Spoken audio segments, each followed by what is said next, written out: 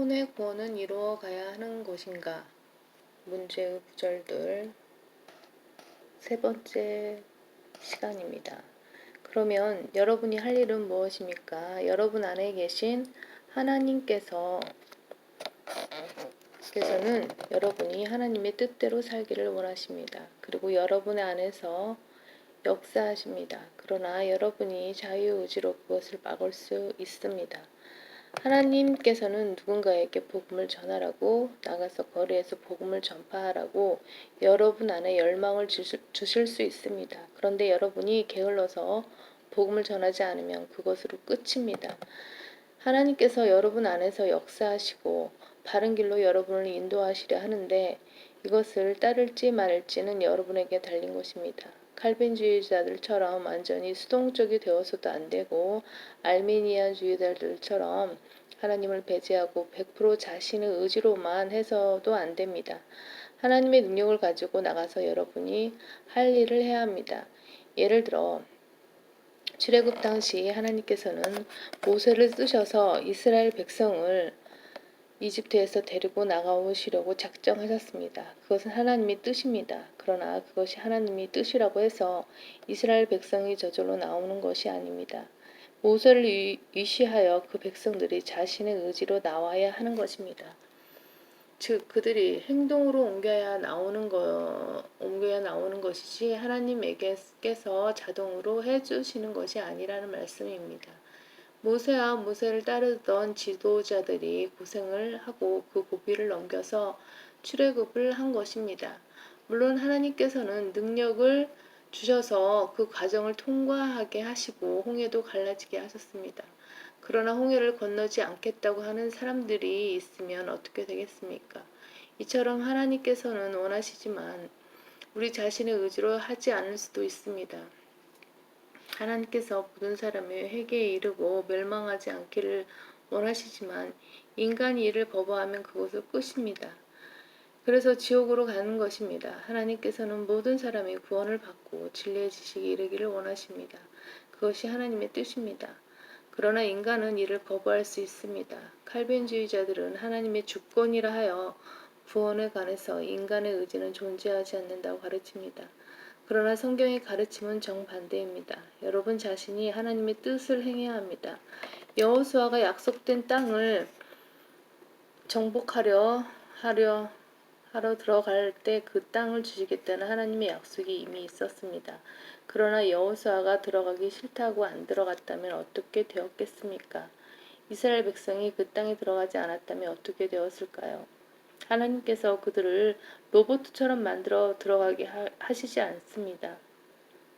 즉 하나님께서 뜻하신 바가 있지만 그것을 하느냐 그렇지 않느냐는 인간에게 달린 것입니다. 마찬가지입니다.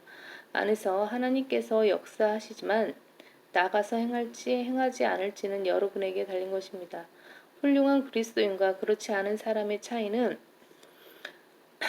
그것 하나뿐입니다. 이를 위해서 여러분은 깨어나야 합니다. 그러므로 그가 말씀하시기를 잠자는 자여 깨어라 그리고 죽은 자들로부터 일어나라. 그러면 그리스도께서 내게 빛을 주시라고 하셨느니라. 그러므로 너희가 얼마나 정확히 행하고 있는지 주의하라. 미련한 사랑같이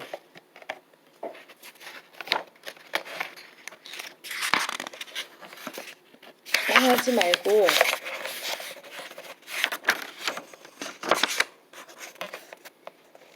현명한 사람같이 행하여 시간을 사서 얻으라. 이런 모든 명령들은 여러분이 행해야 하는 것입니다. 하나님께서 내 안에 계시기 때문에 자동적으로 다 해주시겠지 하고 수동적으로 사는 것은 여러분을 아무것도 하지 못하게 만드는 마귀의 계략입니다.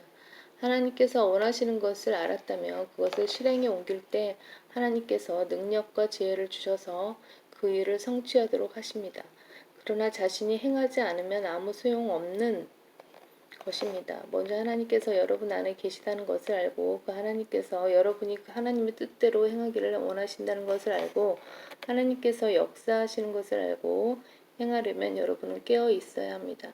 영적으로 잠자고 있어서는 안 됩니다. 마귀는 칼빈주의나 알비니아주의 같은 잘못된 교리를 주어서 바르게 행할 생각조차 하지 못하게 만들고 성경을 조금 아는 사람들은 영적으로 깨어있지 못하고 잠자게 만듭니다.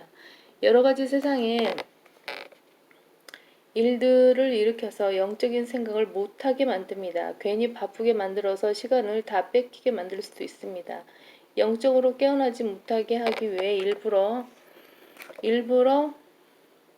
다 뺏기게 만들 수도 있습니다. 영적으로 깨어나지 못하게 하기 위해 일부러 그렇게 하는 것입니다. 자신이 얼마나 정확히 행하고 있는지 돌아보아야 합니다. 정확하게 옳고 그른 것을 판단하여 옳은 것을 행하고 있는지 하나님의 뜻대로 살고 있는지 판단해야 합니다. 미련한 사람같이 행하지 말고 현명한 사람같이 행하여 미련하다고 책망하는 것은 성경의 표현입니다. 예수님도 사도 바울도 어리석음을 책망하셨습니다. 영적인 것에 깨어있지 않으면 미련한 사람이 되는 것입니다. 그 뒤에 하신 말씀이 무엇인지 보십시오. 시간을 사서 얻으라. 사탄이 여러분의 시간을 빼앗기 때문입니다. 영적인 것을 생각하지 못하고 하나님의 사역을 하지 못하도록 하나님을 섬기지 못하도록 시간을 빼앗아 갑니다. 그렇게 해서 하루 종일 쓸데없는 일에 시간을 다 보내고 이룬 것은 아무도 없게 만드는 것입니다. 시간을 사서 얻는 것은 정확하게 판단을 할 줄 알고 정확하게 선택을 하는 사람만이 할 수 있는 것입니다. 그러나 인생을 하는 일 없이 헛되이 보내는 사람이 많습니다. 그 이유는 결단을 하지 못해서입니다. 이런 것 같기도 하고 저런 것 같기도 해서 결단을 내리지 못하고 미적대다가 시간만 허비하는 것입니다. 성경대로 믿는 사람들은 영적 분별력을 가지고 옳은 것을 분별해서 가단성 있게 결단하고 실행해야 합니다. 시간을 뺏겨서는 안 됩니다. 그러나 대부분의 사람들이 사탄에게 속아 결단을 내리지 못하고 허송세월을 보냅니다. 그러다가 그리스도의 심판석에 가면 받을 상급이 아무것도 없을 것입니다. 그래서 여러분은 깨어 있어야 합니다. 시간을 사서 얻으라. 이는 그날들이 악하기 때문이라. 그날들이 악하기 때문에 여러분이 오늘 교회에 나와서 설교 듣고 찬양하는 것만 해도 하나님께 감사드릴 줄 알아야 합니다.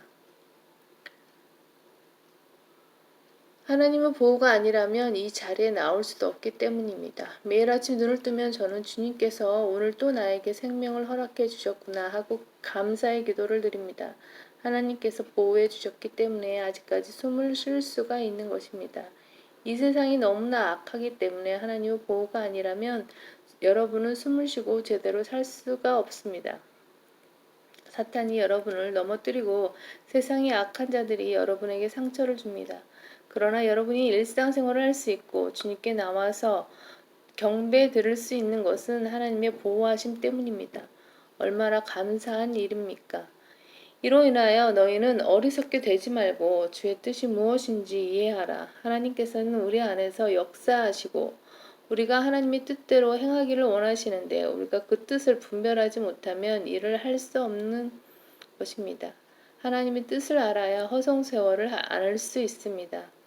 하나님의 뜻에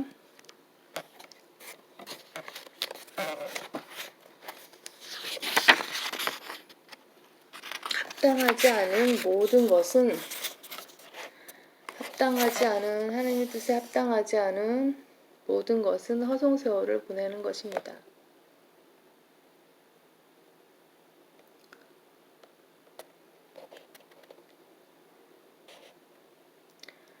그날 하나님의 뜻에 합당한 일을 해야 합니다. 직장에서든 집에서든 하나님께서 인도해 주시는 그 일을 하면 됩니다.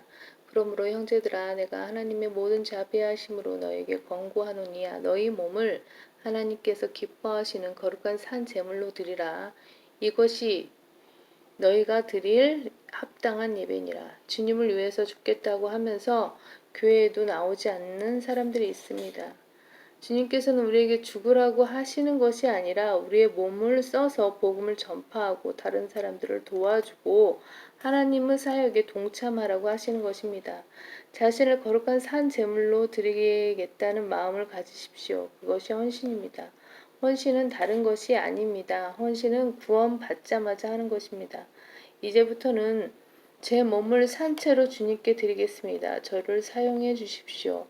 목사나 선교사와 같이 사역자가 되는 것만이 헌신이라고 착각해서는 안 됩니다. 자신의 몸을 산채로 주님께 드리는 것이 헌신이고 주님의 사역으로 부르시는 것은 그 다음에 이루어지는 일입니다. 로마서 12장 1절에 따라 헌신하지 않는 사람은 주님께서 결코 사역자로 부르시지 않습니다.